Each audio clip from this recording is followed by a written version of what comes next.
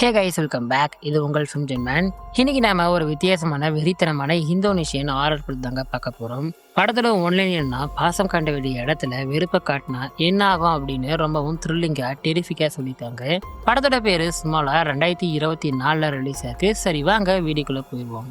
வீடியோக்குள்ள பார்க்கறதுக்கு முன்னாடி நீ நம்ம சேனலை சப்ஸ்கிரைப் பண்ணலன்னா உடனே சப்ஸ்கிரைப் பண்ணிட்டு பக்கத்தில் இருக்க பெல் ஐக்கனை கிளிக் பண்ணி ஆள்னு கொடுத்து வச்சுக்கோங்க.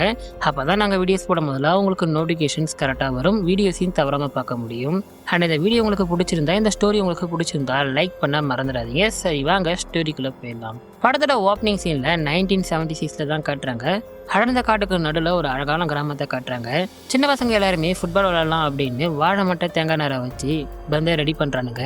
அப்புறமா விளையாட கிளம்ப அப்ப ஒருத்தனோட அப்பா இருட்டுறதுக்குள்ள வந்துருங்கடா அப்படின்ட்டு சொல்லி அனுப்புறாரு. பசங்களும் ஜாலியா சோளக்காட்டுக்கு நடுவில் போய் விளையாடுறானுங்க. ரொம்ப நேரமா விளையாடிட்டு இருக்கானுங்க. கொஞ்ச நேரத்துல இருட்டுற மாதிரி இருக்கு. உடனே பசங்கள சில பேரு நாங்க வீட்டுக்கு போறோம் அப்படின்ட்டு கிளம்புறானுங்க. ஆனா 2 பேரும் மட்டும் போக மனசு இல்லாம அங்கேயே விளையாடிட்டு இருக்கானுங்க. அப்ப ஒயிட் டிஷர்ட் போட்டிருக்க பையன் அந்த பந்தை வேகமா உதைக்க அது பறந்து போய் சோளக்காட்டுக்கு நடுவில் விழுந்துடுது. உடனே 2 பேரும் தேட ஆரம்பிக்கிறானுங்க. ரொம்ப நேரமா தேடிட்டு இருக்கானுங்க. இப்ப நல்லா இருட்டுடுச்சு. ஆனா இனிமே அந்த பந்து கிடைக்கல. அப்ப பயத்துல பேசாம நாளைக்கு வந்து தேடலாமா அப்படின்னு பேசிட்டு இருக்க அப்ப யாரோ இவங்களோட பேரை கூப்பிடுற மாதிரி இருக்கு. உடனே பயத்துல யாருன்னு பாக்குறானுங்க. அப்ப அங்கிட்டும் இங்கிட்டும் யாரோ ஓடுற மாதிரி இருக்கு. அப்படியே பயத்துல முன்னாடி போனா அப்படி சைட்ல பார்க்கும்போது ஒரு பொண்ணு இவங்களோட பந்த கையில வச்சுக்கிட்டு ஒரு மாதிரி நிக்கிறா. அந்த பொண்ணோட முகத்தை பார்க்க பேய் மாதிரி கோரமா இருக்கு. உடனே இந்த பொண்ணு அந்த பந்தை தூக்கிக்கிட்டு வேகமா ஓடுறா. பின்னாடி இவனுங்களும் துரத்துறானுங்க. ஒயிட் டிஷர்ட் போட்டிருக்க அந்த பையன் பயமே இல்லாம வேகமா ஓடுறான். ஆனா இவன் பயத்துல பொறுமையா ஓடிட்டு இருக்கான். அப்படி போகும்போது அந்த பொண்ணை பார்த்து மிரண்டு போயிடுறான். அந்த பொண்ணு அந்த பையனை அடிச்சே கொல்லுது. அந்த பையனை கொன்னுட்டு அது திரும்பி இவனை பார்க்க மிரண்டு போயிடுறான். உடனே ஊருக்குள்ள போயிட்டு எல்லாரையும் கூட்டிட்டு வரான். வந்து அந்த மரத்தை கீழே பாக்குறாங்க. பார்த்தா ரத்தம் மட்டும்தான் இருக்கு. அந்த பையனோட பாடியை காணோம். பையனோட பாடி எங்கன்னு பார்த்தா ஆத்துல கிடக்குது. அவனை கட் பண்ணா மறாவது நாள் பெரிய பிரச்சனை ஆயிடுச்சு. அந்த பையனோட அப்பா அம்மா வந்து இவன் தான் எங்க பையனை கொன்னா அப்படின்ட்டு சண்டை போடுறாங்க. ஆனா பையன் அது நான் இல்ல, அது ஒரு பொண்ணுன்னு சொல்லி கத்துறான். ஆனா யாருமே நம்பல. அப்ப ஒருத்தர் நான் நம்புறேன்னு முன்ன வராரு. ஐயா என்னங்கய்யா சொல்றீங்க அப்படின்ட்டு எல்லாரும் ஷாக்ல கேட்க அது சாத்தானின் மகள் சுமாலான்னு சொல்றாரு. அப்படியே கட் பண்ணி டைட்டில் போட்டு ஃபிளாஷ்பேக்கை ஓப்பன் பண்றாங்க. இது எல்லாமே 29 வருஷத்துக்கு முன்னாடி தான் ஆரம்பிச்சதுன்னு கதையை சொல்ல ஆரம்பிக்கிறாரு. இந்த ஊரோட அரசருக்கு வாரிசு இல்லை, அதனால வெள்ளக்காரனுங்க சொத்து அந்தஸ்து இது எல்லாத்தையுமே எங்ககிட்ட ஒப்படைக்கணும்னு சொல்றாங்க. இதுக்கு நடுவில் மாமாவும் நீ ஒன்றுத்துக்குமே ஆக்கில்லாதவன் அப்படின்ற மாதிரி கலாய்க்கிறாரு. அதனால ரொம்பவும் டென்ஷனாக இருக்காரு அரசர். அரசிக்கிட்ட எப்பயுமே பாசமா இருக்க அரசர் இப்ப ரொம்பவும் கோவமா நடந்துக்கிறாரு. உன்னால எனக்கு குழந்தை பத்தி தர முடியலன்னா நான் வேற ஒரு பொண்ணை பார்த்து கல்யாணம் பண்ணிப்பேன் அப்படின்னு மாதிரி திட்டிடுறாரு. இதனால அரசி ரொம்பவும் சோகமா இருக்காங்க. அப்ப வேலைக்காரனுங்க பேசிக்கிறத கேட்கறாங்க. பக்கத்துல ஒரு கிழவி ஒண்ணு இருக்கு. அது மந்திரத்து மூலயமா குழந்தை பாக்கியமே இல்லாதவங்களுக்கு கூட குழந்தை பிறக்க வைக்குமா அப்படின்ற மாதிரி பேசிக்கிறாங்க. உடனே அரசி அவங்கள போய் பாக்குறாங்க. அப்ப அந்த கிழவி வெத்தலையை போட்டுக்கிட்டு அரசிக்கு ஒரு ஷாக்கை கொடுக்குது. அதாவது இவங்க பிளாக் மேஜிக்கை யூஸ் பண்ணி தான் இதை பண்ணுவாங்களாம். இதுக்கு நீங்க சாத்தான் கூட ஒப்பந்தம் போட்டாகணும் அப்படின்ற மாதிரி சொல்றாங்க. அதை கேட்டு அரசி ஷாக் ஆகுறாங்க. கிழவி ப்ராசஸை எக்ஸ்பிளைன் பண்ணுது. உனக்கு 2 குழந்தைங்க பிறக்கும். அதுல ஒண்ணு மனித குழந்தை, இன்னொன்னு சாத்தானின் வாரிசு. ஆனா நீ இந்த 2 குழந்தையுமே உன்னோட குழந்தை மாதிரி தான் 10 வயசு வரைக்குமே வளர்க்கணும். அவங்களுக்கு 10 வயசு ஆனதும் சாத்தானின் வாரிசு உன்னை விட்டு தானாவே போயிடும். அதுக்கப்புறமா எந்த பிரச்சனையும் கிடையாது. ஆனா இதுக்கு நடுவில் ஏதாவது தப்பு நடந்ததுன்னா விளைவு ரொம்ப மோசமா இருக்கும் அப்படின்ற மாதிரி சொல்றாங்க. இதை கேட்டு அரசிக்கு பயம் வருது. ஆனா இருந்தாலும் வாரிசுக்காக ஓகேன்னு சொல்லிடுறாங்க. உடனே சடங்கு ஆரம்பிக்கிறாங்க. அரசியோட வாயில ரத்தத்தை ஊத்துறாங்க. அதை குடிச்சனே அரசிக்கு பேய் பிடிச்ச மாதிரி ஆகுது. கை கிளம்பியா உழைக்கிறாங்க. ஒரு மாதிரி பண்றாங்க. சடனா வயிறு பெருசாகுது. இந்த அம்மா அவங்க வயிற்ற தடவி மந்திரம் மாதிரி சொல்லி ஒரே அழுத்துறாங்க. உடனே அரசி நார்மல் ஆகிடுறாங்க. கிழவி கிட்ட வந்து இன்னும் 2 மாசத்துல நீ பிரெக்னென்ட் ஆகிருவ அப்படின்ற மாதிரி சொல்றாங்க. அப்படியே கட் பண்ணா 2 மாசத்துக்கு அப்புறம் காட்டுறாங்க. அரசி அவங்க சொன்ன மாதிரியே பிரெக்னென்ட் ஆகுறாங்க. அரசர் சந்தோஷத்துல இதை ஊர் முழுக்க சொல்றாரு. அண்ட் அது மட்டும் இல்லாம குழந்தைங்களுக்கு பேரையுமே செலக்ட் பண்றாங்க, குமாலா சுமாலான்னு. அப்புறம் மாதங்கள் ஆகுது. அரசிக்கு வளைகாப்ப நடத்துறாங்க. கட் பண்ணா மறாவது நாள் அரசிக்கு பிரசவ வலி வருது. அரசியால புஷ் பண்ண முடியல, ரொம்பவும் வலிக்குது, முடியலன்னு சொல்றாங்க. இப்ப நேரம் சரியா ராத்திரி 12 மணி. அப்ப அந்த சாத்தான் சோஃபால உட்காந்துக்கிட்டு உங்களை பார்த்து சிரிக்குது. பார்த்து மிரண்டு போயிடுறாங்க. உடனே தானாகவே குழந்தை வெளியே வருது. ஆனா பேச்சு மூச்சு இல்லாம இருக்கு. உடனே அரசிக்கு திரும்பவுமே வலிக்குது. அந்த கிழவி சொல்லியிருப்பாங்கல்ல ட்வின்ஸ்னு, அந்த குழந்தையுமே வெளியே வருது. அது அழற சத்தம் கேட்டு அரசர் சந்தோஷப்படுறாரு. உடனே மேல வராரு. மேல வந்து அந்த பேச்சு மூச்சு இல்லாத அந்த குழந்தைய பார்த்து ஷாக் ஆகுறாரு, வருத்தப்படுறாரு. அப்படியே திரும்பி இந்த அழற குழந்தைய பார்த்து மிரண்டு போயிடுறாரு. கோரமான முகத்தோட இருக்கு. இது இந்த சாத்தானோட வாரிசு.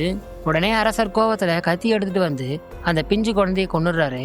அரசி வேணாம்னு கத்தியும் அதை கேட்கல.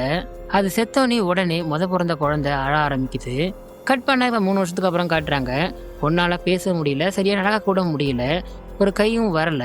பெரிய பெரிய மருத்துவரை கூட்டிட்டு வந்தோம், எதுவும் பண்ண முடியல அப்படின்ட்டு பேசிக்கிறாங்க. சாரி சொல்ல மறந்துட்டேன், இவங்க பேரு குமாலா. குமாலா எப்பயுமே ரூடா எதையாவது உடைச்சிட்டே இருப்பாங்க. அதனால அரசர் அவங்கள இழுத்துட்டு வந்து எப்பயுமே கொட்டையில தான் கட்டி போடுவாரு. எப்படியும் சில வருடங்கள் போகுது. ஒரு நாள் குமாலாவை காணோம்.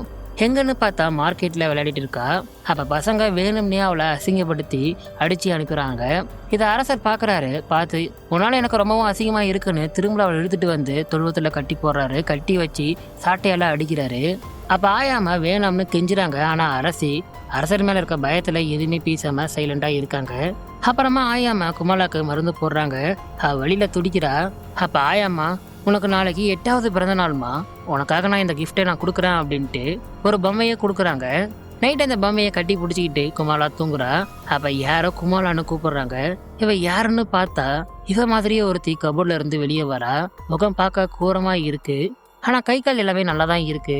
நீ யாருன்னு இவ பயத்துல கேட்க, நான் சுமாலா, உன்னோட டின் சிஸ்டர்னு சொல்றா. ஆனா குமாலாக்கு இவ கூட இன்னொருத்தி பிறந்தான்னு தெரியாது. அதை கேட்டு சுமாலா டென்ஷன் ஆகுறா. என்னை கொன்னது மட்டும் இல்லாம என்னை பத்தி உன்ட்ட சொல்லலையா அப்படின்ற மாதிரி கத்துறா. அவளை பார்த்து குமாலா பயப்படுறா. ஆனா உடனே அவ கிட்ட வந்து, என்னை பார்த்து நீ பயப்படாத, நான் எப்பயுமே உன்னை ஒன்றும் பண்ண மாட்டேன் அப்படின்ற மாதிரி கட்டி பிடிக்கிறா. அரசர் ரூம்ல ரைட் பண்ணிட்டு இருக்காரு. அப்ப பியானோ வாசிக்கிற சவுண்ட் கேக்குது. யாருன்னு பார்த்தா குமாலா தான். ஒரு டென்ஷன்ல அடிச்சிடறாரு. இந்த நேரத்துல என்ன பண்ணிட்டு இருக்கா அப்படின்னு ஹயாமா தான் சமாதானம் பண்ணி கூட்டிட்டு போறாங்க. அப்புறம் கொஞ்ச நேரத்துல குமாலா அப்பா கிட்ட வரா. அவரோட டென்ஷன்ல, நீ இன்னும் தூங்கலையா அப்படின்னு கத்துறாரு. அப்ப உடனே அவர் நார்மலா நிக்கிறா. அவருக்கு ஷாக் ஆயிருது. உடனே கிட்ட வந்து பெண் எடுத்து கையிலேயே குத்திடுறா. வெளியில கத்துறாரு. திரும்ப பழைய ஃபார்முக்கு வந்துடுறா. அம்மா வந்து அவளை கண்டபடியே திட்டிடுறாங்க. கட் பண்ணா மரம் நல்லவள சோளக்காட்டு பொம்மை போல கட்டி வைக்கிறாங்க. பாவம் அவ விட்டுருங்கன்னு கத்துறா. ஆனா ஆயமாவை தவிர யாருமே அவன் மேல இறக்கம் காட்டல. அம்மாக்காரையும் நீ என் பொண்ணே இல்லை அப்படின்ற மாதிரி திட்டிட்டு போறாங்க. அவரை கட் பண்ணா அவளை வீட்டுக்கு கூட்டிட்டு வராங்க. டின்னர் சாப்பிட்டுட்டு இருக்காங்க. அவ குமாலா ஒரு மாதிரி பிஹேவ் பண்றா.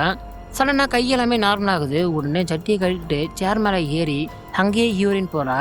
அப்பங்காரன் டென்ஷன் ஆகுறான். கயிறு எடுத்துட்டு வந்து கட்டுங்கடா அப்படின்ட்டு கத்துறான். வேலைக்காரன் கயிறு எடுத்துட்டு வர ரொம்பவும் ரூடா பிஹேவ் பண்றா. உடனே அம்மா அவரை விடுடி அப்படின்ட்டு எழுந்து வர கண்ணாடியில சுமாலாவை பாக்குறாங்க. பார்த்த ஒரு செகண்ட் மிரண்டுடுறாங்க. உடனே குமாலா ஒரு மாதிரி கத்திட்டு அங்க இருந்து ஓடுறா. இவங்க பின்னாடியே தேடிட்டு போக பார்த்தா அவ கோழிய பச்சையா திங்குறா. பார்த்து மிரண்டுறாங்க. கட் பண்ணா மறாவது நாள் பாட்டி பாசமா, ஏமா நைட் அந்த மாதிரி நடந்துக்கிட்ட அப்படின்ட்டு கேக்குறாங்க. அதுக்கு குமாலா, அது நான் இல்ல, அது சுமாலான்னு சொல்றா. இவங்க பேசிக்கிறத அம்மா வெளியே இருந்து கேக்குறாங்க. கேட்டு ஷாக் ஆகுறாங்க. நாம பண்ண தப்பால தான் இது எல்லாமே நடக்குது அப்படின்ட்டு வேகமா அந்த கிழவி பார்க்க கிளம்புறாங்க. அவங்க பதட்டமா போறத பார்த்துட்டு பின்னாடியே ஆயமாவும் எங்க போறாங்க அப்படின்ட்டு ஃபாலோ பண்ணி போறாங்க. அரசி பிரச்சனைக்கு தீர்வு கிடைக்குமா அப்படின்னு கிழவி தேடி போனா அந்த கிழவி போன மாசமே இறந்துட்டாங்க அப்படின்ட்டு சொல்றாங்க. அரசி அதை கேட்டு ஷாக்ல நிக்க பின்னாடியே தேடிட்டு வந்தாங்கல்ல அந்த அம்மா பாத்துடுறாங்க. பாட்டிமா கிட்ட எல்லாத்தையுமே இவங்க சொல்றாங்க. பாட்டிமா அதை கேட்டு என்னமா சொல்றீங்க அப்படின்ட்டு அதிர்ந்து போறாங்க. அப்புறம் கட் பண்ணி 2 வருஷத்துக்கு அப்புறம் காட்டுறாங்க. வழக்கம் போல குமாராவை இழுத்துட்டு வந்து கொட்டையில கட்டுறாங்க. பாட்டிமா அரசர்கிட்ட கெஞ்சுறாங்க. தினமும் ராத்திரி நீங்க அவளை இப்படி டார்ச்சர் பண்ணாதீங்க, பாவம் அவ சின்ன பொண்ணு அப்படின்ட்டு கெஞ்சுறாங்க. ஆனா அவர் கேட்கல. அவர் போனதுக்கு அப்புறம் பாட்டிமா குமாரா கிட்ட, நீ எதுக்கும் பயப்படாதம்மா, உனக்காக நான் இருக்கேன் அப்படின்ட்டு அதெல்லாம் பேசுறாங்க. அப்புறம் மறாவது நாள் அந்த பசங்க வீட்டுக்கே வந்து குமாராவை அசிங்கப்படுத்தி அடிச்சுட்டு போறானுங்க. அப்ப பாட்டிமா தான் காப்பாத்துறாங்க. அரசரும் அரசியும் நின்று வேடிக்கை மட்டும்தான் பாக்குறாங்க. அப்புறம் கட் பண்ணா இப்ப நைட் ஆகுது. வெளியே எதையோ உடைக்கிற மாதிரி சத்தம் அதிகமா கேக்குது. ஆனா எதுவுமே கண்டுக்கல இவங்க. அப்படியே வெளியே வந்தா குமாலா கத்தி எடுத்து ஒரு மாதிரி பாக்குறா. இவ்வளவு ஒரு குரூப் அடிச்சிருப்பாங்கல்ல, அதுல ஒருத்தன் கிணத்துல தண்ணி எடுக்க வரான். அப்ப எதிர்த்தாப்புல குமாலா கத்திய வச்சுக்கிட்டு சைக்கோ மாதிரி ஸ்மைல் பண்றா. இவன் பார்த்த ஷாக்ல நிக்க குமாலாவை விட்டு சுமாலா வெளியே வரா. ஒரே செகண்ட்ல அவனை குத்தி கொண்டுடுது. அப்புறம் கொஞ்ச நேரத்துல தண்ணி எடுக்க 2 பேரும் வரானுங்க. அதுல ஒருத்தனை தலையிலேயே கல்லால அடிக்க இவனுங்க யாருடா அப்படின்ட்டு மேல பாக்குறானுங்க. பார்த்தா அவ மரத்து மேல உட்காந்துட்டு இருக்கா. உடனே ஒரே அடி கல்லால ஒருத்தன் மயங்கிடுறான். இன்னொருத்தனை சரா மாதிரியே குத்தி கிழிக்குது. அப்ப தண்ணியோட ரெஃப்ளெக்ஷன்ல அக்காவையும் தங்கச்சியும் காட்டுறாங்க. கட் பண்ணா மறாவது நாள் பசங்களை தேட ஆரம்பிக்கிறாங்க. ஒரு நாள் முழுக்க தேடுறாங்க, பசங்க கிடைக்கல. இப்ப நைட் ஆகிடுச்சு. மத்த பசங்க எல்லாருமே ஒரு ரூம்குள்ள உட்காந்துக்கிட்டு கத்திட்டு இருக்கானுங்க. எனக்கு எங்கடா போனானுங்க, அவனுங்களால நம்மள வெளியே போக கூடாது அப்படின்ட்டு சொல்லிட்டாங்க அப்படின்னு அவனுங்க திட்டிட்டு இருக்க. அவ குமாலா வந்து நிக்கிறா, சுமாலா வந்து நிக்கிறா. அந்த பந்த கையில வச்சுக்கிட்டு சைக்கோ மாமா மாதிரி வாங்க விளையாடலாம் அப்படின்ட்டு கூப்பிடுறா. இவனுங்களுமே விளையாடலாமே அப்படின்ட்டு கிட்ட வரானுங்க. ஒருத்தனை பந்த தட்டி விட்டு எங்க உத பாப்போம் அப்படின்ட்டு கலாய்க்கிறான். உடனே இவ அதை எடுத்து அவன் மெயின் பாயிண்டையே அடிச்சிடுறா. அவனுங்க டென்ஷன் ஆகி அவகிட்ட சண்டைக்கு போக 4 பேரையும் கத்தியால கண்ணா வீணானு குத்துறா. கட் பண்ணா மறாவது நாள் ஃபர்ஸ்ட் இருந்தானுங்கல்ல, அவனுங்களோட பாடி கிடைக்குது. அதுக்கு பக்கத்துல குமாரோடைய பொம்மை இருக்கு. அதே சமயம் கிணத்து தண்ணியில ரத்தமா கலந்துருக்கு. என்னன்னு பார்த்தா அதுல ஒரு பாடி இருக்கு. அவன் சோளக்காடுக்கு நடுவுல 4 பசங்களையும் கொன்னு அவனோட தலைய மட்டும் ஒரு குச்சியில சொருகி சென்டர்ல நட்டு வச்சிருக்கா. முண்டத்தை மட்டும் சுத்தி அப்படி போட்டிருக்கா. அதை எல்லாத்தையுமே பார்த்து மிரண்டு போயிடுறானுங்க. குமாரா தான் காரணம் அப்படின்ட்டு அவங்க வீட்டுக்கு வந்து சண்டை போடுறானுங்க. ஆனா அரசர் என் பொண்ணு இதுக்கு காரணம் இல்லை அப்படின்ட்டு எல்லாரையும் மிரட்டி அனுப்பிடுறாரு. அப்பதான் அரசி எல்லாத்தையுமே சொல்றாங்க, இதுக்கு காரணம் குமாலா இல்ல, சுமாலா தான் பண்ணா, இது எல்லாமே உங்களாலதான் ஆரம்பிச்சுது அப்படின்ட்டு எல்லாத்தையுமே சொல்றாங்க. இவங்க சுமாலாவையுமே 10 வயசு வரைக்கும் வளர்த்துருக்கணும், ஆனா தப்பு பண்ணிட்டாங்க. இதை கேட்ட அரசர் பயப்படுறாரு, ரொம்பவும் வருத்தப்படுறாரு. உடனே இவரு வேலைக்காரனை கூப்பிட்டு குமாலாவை அந்த தொழுவத்தை கட்டி வைடா அப்படின்ட்டு சொல்லிட்டு ஒரு சாமியாரை பார்க்க கிளம்புறாரு. அவளை மிருகத்தை விட மோசமா ட்ரீட் பண்றாங்க. பாட்டிமா ரொம்பவும் ஃபீல் பண்றாங்க. எனக்கு உனக்கு 10வது பிறந்த நாள்மா, ஆனா உங்ககிட்ட ப்ரெசென்ட் பண்ண என்கிட்ட ஒண்ணுமே இல்லை அப்படின்னு அழுறாங்க. அப்ப குமாலா, இன்னைக்கு நைட் என்ன ஆகும் அப்படின்னு எனக்கு தெரியல, ஆனா உங்களை நான் காயப்படுத்த விரும்பல, ப்ளீஸ் தயவு செஞ்சு நீங்க இந்த ஊரை விட்டு எங்கேயாச்சும் போயிருங்க அப்படின்ட்டு சொல்றா. அதுக்கு பாட்டி, நான் இல்லைன்னா உன்னை யாரமா பார்த்துப்பாங்கன்னு அழுறாங்க. பெத்தவங்களை விட இவங்க தான் அவன் மேல பாசமா இருப்பாங்க. அண்ட் அவளுமே இவங்க மேல ரொம்பவும் பாசமா இருப்பா. அவ சொன்ன மாதிரியே, அவ கேட்ட மாதிரியே இவங்க அங்க இருந்து கிளம்புறாங்க. அதே நேரங்க அரசர் சாமியாரை வந்து பாக்குறாரு. அப்ப சாமியார் இவங்க பண்ண தப்பு எல்லாத்தையுமே சொல்றாரு. இதை சரி பண்ணணும்னா அவளோட இதயத்துல இந்த கத்தியால குத்தணும்னு ஒரு கத்தியை கொடுத்து அனுப்புறாரு. இப்ப இருட்டுடுச்சு. வேலைக்காரனா யாரோ கூப்பிடுற மாதிரி இருக்கு. அவன் எழுந்து யாருன்னு வெளியே வரான். பார்த்தா குமாலா ரொம்பவும் சோகமா அழுதுட்டு இருக்கா. இவன் என்னமான கிட்ட போக உடனே அவனை கீழே தள்ளி கழுத்தை நெரிக்கிறான். உடனே அவன் அவளை தள்ளிட்டு கிச்சன் பக்கம் போறான், ஒளிஞ்சுக்கிறான். ஆனா அவ கதையை உடைச்சிக்கிட்டு ஒரு பார்வை பாப்பா பாருங்க, தலைவன் மிரண்டுறான்.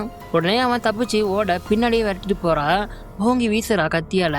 முதுகுல குத்தி வாயில இருந்து ரத்தம் தெரிக்குது. அவரை பிடிச்சி என்னை எப்படியெல்லாம் டார்ச்சர் பண்ணன்னு பொறுமையா அவரோட கழுத்தை அடுக்குறா. அப்புறம் கட் பண்ணா பியானோ வாசிக்கிறா. அம்மாவுக்கு பியானோ சவுண்ட் கேட்டு எழுந்து வராங்க. இவளை பார்த்தோன்னே இங்க என்ன குமாலா பண்றா அப்படின்ட்டு கேக்குறாங்க. யாரு குமாலான்னு சைக்கோ மாதிரி சிரிக்கிறா. அம்மா மிரண்டு போயிடுறாங்க. அப்படியே பயத்துல பின்னாடி போக கத்தி எடுத்துக்கிட்டு கிட்ட வரா. உடனே உங்களுக்கு பின்னாடி யாரோ நிக்கிற மாதிரி இருக்க பார்த்தா அந்த ஆளை தலையை அறுத்து முண்டத்தை மட்டும் தொங்க விட்டுருக்கா. இவங்க பார்த்து மிரண்டு போயிடுறாங்க. பயத்துல வேகமா இவங்க ரூம்குள்ள போயிட்டு லாக் பண்ணிடுறாங்க. ஆனா கதவை உடச்சிக்கிட்டு அம்மாவை பார்த்து என்னம்மா பயமா இருக்கான்னு சிரிக்கிறா. உடனே அவங்க சேரால அடிச்சிடுறாங்க. அவ டென்ஷன் ஆகி கதவை உடச்சிட்டு வரா. அம்மா தாய பலகால அடிக்கிறாங்க. உடனே அவ எழுந்து என்னம்மா ரத்தத்துல விளையாடலாமா அப்படின்னு கத்தியால குத்த பாக்குறா. ஆனா கத்திய புடிச்சிடுறாங்க. கிழிச்சிக்கிட்டு ரத்தம் நல்லா வருது. உடனே அவ உங்களோட காலை குத்தி அப்படி கிழிக்கிறா. வழியில துடிக்கிறாங்க.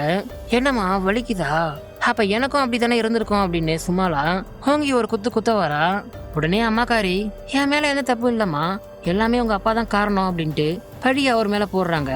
அதுக்கு சும்மாலா, நான் தான் சாத்தானோட வாரிசு, ஆனா குமாலா என்ன பண்ணா, அவளை ஏன் நீங்க டார்ச்சர் பண்ணீங்க அப்படின்ட்டு கேக்குறா. அப்பதான் அம்மாக்காரிக்கு இவங்க பண்ண தப்பு புரியுது. அப்ப அம்மா, நான் கொஞ்சம் குமாலா கிட்ட பேசலாமா அப்படின்ட்டு கேக்குறாங்க. உடனே சும்மாலா போய் குமாலா வரா. குமாலா கிட்ட அம்மா சாரி கேக்குறாங்க. எல்லாத்துக்குமே சாரி கேக்குறாங்க. உடனே அவளுமே சாரியா அக்செப்ட் பண்ணிக்கிறா. பதிலுக்கு அவளுமே சாரி கேட்க உடனே சும்மாலா வந்து அவ மன்னிச்சாலும் நான் உங்களை மன்னிக்க மாட்டான் அப்படின்னு கைய வெட்டிடுறா, துண்டாக்கிடுறா. அப்படியே வயிற்றுல ஒரு சொருகி ஒரு ஆட்டுறா. அம்மா இறந்துடுறாங்க. அதே சமயம் கத்தியோட அப்பா உள்ள வராரு. பொண்டாட்டியை பார்த்து மிரண்டு போயிடுறாரு. அப்ப அக்காவும் தங்கச்சியும் 2 பேரும் இருக்காங்க. அப்ப குமாலா எழுந்து கிட்ட வந்து எனக்கு காப்பாத்துங்கப்பா அப்படின்ட்டு அழலா. உடனே சுமாலா அவ வாயை திறந்து முழுசா அவளுக்குள்ள போறா. அதை பார்த்த அப்பங்காரன் மிரண்டு போயிடுறான். இப்ப குமாலா முழுசா சுமாலாவா மாறிட்டா. எழுந்த அப்பனை பார்த்து கோவத்துல கத்துறா.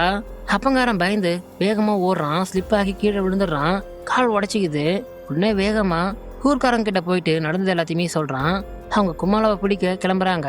ஆனா இவன் இது எல்லாத்துக்கும் காரணம் குமாலா இல்ல, என்னோட இன்னொரு பொண்ணு சுமாலா தான் அப்படின்ட்டு சொல்றான். ஆனா யாருமே புரிஞ்சுக்கல, குமாலா தான் அப்படின்ட்டு கிளம்புறானுங்க. அதே சமயம் இவனுமே கத்தி எடுத்துக்கிட்டு அவளை தேடி போறான். அவன் சோளக்காட்டு பக்கம் போறா. அதை பார்த்தோன்னே இவனுமே ஃபாலோ பண்ணி போறான், பின்னாடியே போறான். காட்டுக்கு நடுவில் போயிட்டு இருக்க உடனே பின்னாடி வந்து குத்துறா. 2 பேரும் கழுத்தை நச்சுக்கிட்டு அடிச்சுக்கிறாங்க. உடனே அவளை கீழே தள்ளி விளக்கால அடிக்கிறான். அடின்னு அடிக்கிறான். உடனே அவள் மயங்கிடுறா. இதுதான் சரியான நேரம், அந்த கத்தியை எடுத்து இதயத்திலே குத்திடலாம் அப்படின்ட்டு குத்த போக அப்பதான் குமலா மேல இருக்க பாசம் வெளியே வருது. அவனை தடுக்குது.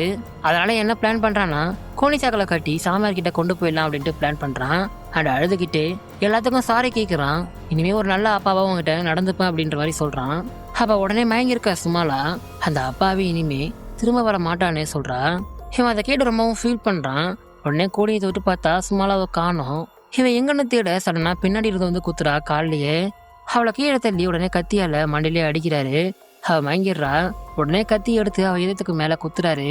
அவர் சொன்ன மாதிரியே பண்றாரு. அவர் பேச்சு மூச்சு இல்லாம அசைவே இல்லாம இருக்கா. அப்படியே எடுத்துக்கிட்டே பின்னாடியே போக சடனா கண்ணை திறக்கிறா. இவருக்கு ஒண்ணுமே புரியல, மிரண்டு போயிடுறாரு. அவர் சொன்ன மாதிரியே பண்ணோமே அப்படின்ட்டு ஷாக்ல பார்க்க அவ எழுந்து, நான் எப்ப குமலாக்குள்ள வந்தனோ அப்பவே எல்லாமே மாறிடுச்சு. இப்ப என்னோட இதயம் இந்த பக்கம் இருக்குன்னு வலது பக்கத்தை காட்டுறா. உடனே அதே கத்தியால அவன் வயிற்றுலயே கிழிச்சு குடலை எடுக்கிறா. அப்புறம் புல்லு வெட்டுற கத்தியை எடுத்து கண்ணை நோன்றா. அப்பாவைய கொடூரமா கொள்றா. அப்படியே கட் பண்ணா. மறாவது நாள் எல்லாரும் ஊர் மக்கள் எல்லாரும் தேடி வராங்க. பார்த்தா அவனோட பாடிய இவளை எப்படி சோளக்காட்டு பொம்மை மாதிரி கட்டி வச்சானோ அதே மாதிரி கட்டி வச்சிருக்கா. அப்புறம் அரசருக்கு இறுதி சடங்கா பண்றாங்க. அப்ப ஆயமா வராங்க. வந்து எல்லா உண்மையும் சொல்றாங்க. இது எல்லாத்தையும் பண்ணது குமாலா இல்ல, குமாலா உடம்புல இருக்க அவளோட தங்கச்சி சுமாலா தான் அப்படின்னு சொல்றாங்க. அப்படியே கட் பண்ணி பிரசனுக்கு வராங்க.